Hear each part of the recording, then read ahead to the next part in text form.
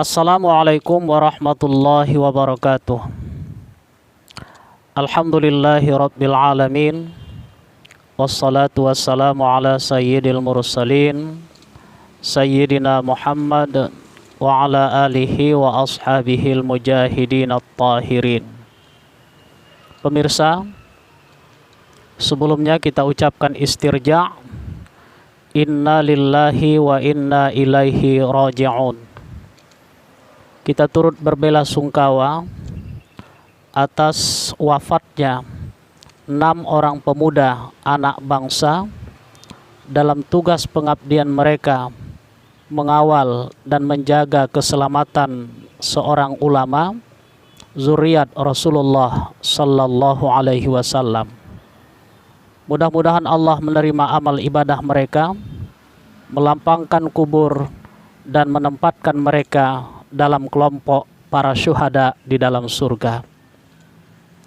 Allah berikan kesabaran dan ketabahan, rasa puas dan bahagia pada setiap anggota keluarga yang ditinggalkan.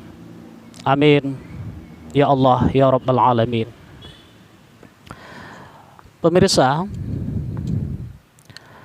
tujuan dari berfaraid itu adalah agar harta warisan bisa sampai kepada setiap ahli waris yang berhak untuk menerimanya, sampai hak kepada orang yang berhak.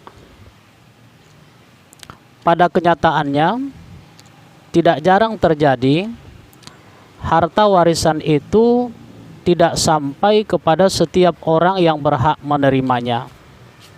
Contoh, ada seorang meninggal dunia, ia meninggalkan istri, anak, dan ibu kandungnya. Tapi kemudian semua harta yang ia tinggalkan itu dikuasai sepenuhnya oleh istri dan anak-anaknya tanpa memberikan sedikit pun kepada ibu kandung dari almarhum. Sesungguhnya ini kesalahan fatal, karena ibu kandung termasuk 1 dari 5 ahli waris yang wajib mendapatkan bagian dari harta warisan dan tidak ada bisa siapapun mendindingnya. Contoh yang lain, sepasang suami istri hidup berumah tangga selama 2 tahun, tapi tidak dikaruniai seorang anak pun. Lantas kemudian sang suami meninggal dunia. Maka seluruh harta peninggalan sang suami dikuasai sepenuhnya, diambil alih oleh saudara-saudara kandung suami tanpa memberikan bagian terhadap istri almarhum. Dengan alasan karena almarhum tidak punya anak bersama istrinya dan harta yang ada adalah harta almarhum sebelum ia menikah dengan istrinya. Ini juga kesalahan fatal, karena istri juga termasuk 1 dari 5 ahli waris yang wajib mendapatkan bagian dari harta warisan dan tidak ada yang bisa mendinding. Ada 5 ahli waris yang secara otomatis wajib mendapatkan bagian dari harta warisan itu. 5 ahli waris yang tidak bisa terdinding. Mereka adalah ayah kandung dari almarhum, ibu kandung dari almarhum, anak laki-laki kandung dari almarhum, anak perempuan kandung dari almarhum, suami atau istri. Jadi kalau yang meninggal dunia itu almarhum, maka istri dari almarhum. Kalau yang meninggal dunia itu almarhumah, tentu suami dari almarhumah wajib mendapatkan bagian dari harta warisan dan tidak ada yang bisa mendinding 5 ahli waris yang kita sebutkan tadi. Lebih fatal lagi, juga tidak jarang terjadi, ada orang yang sesungguhnya tidak berhak mendapatkan bagian dari harta warisan, justru ia pula yang menguasai sepenuhnya harta peninggalan dari yang meninggal dunia itu. Contoh, anak angkat. Sejak kecil ia diambil, diasuh, dibesarkan, diberikan pendidikan sampai dewasa.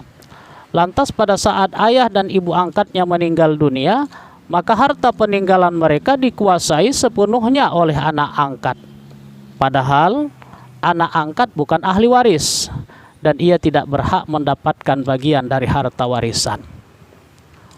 Mungkin hal itu terjadi karena kurangnya pengetahuan terhadap hukum kewarisan Islam. Tapi juga tidak tertutup kemungkinan itu dilakukan atas dasar kesengajaan.